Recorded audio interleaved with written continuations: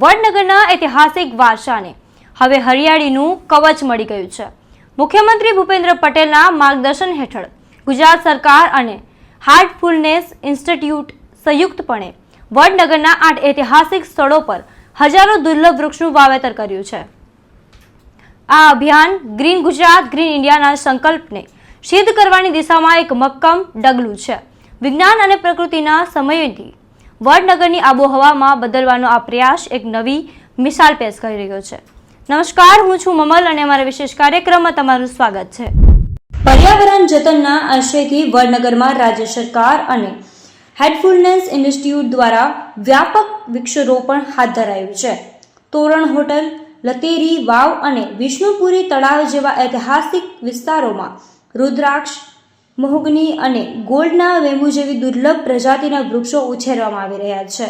આ વૃક્ષોના સર્વાંગી વિકાસ માટે ડીપ ઇરિગેશન અને ઇરેનગન જેવી આધુનિક પદ્ધતિઓનો ઉપયોગ કરવામાં આવ્યો છે।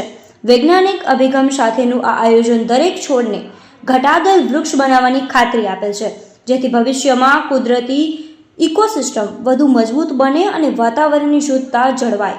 आओ सांभळिए निष्णातोए शुं कह्युं। वाडनगर में हमने पहला एक विष्णुपुरी तालाब करके जो साइट है वहाँ से शुरू किया था और धीरे धीरे करके हमें कुल मिलाकर 7 से 8 साइट अलग अलग दी गई थी। उसमें एक तोरण होटल भी थी,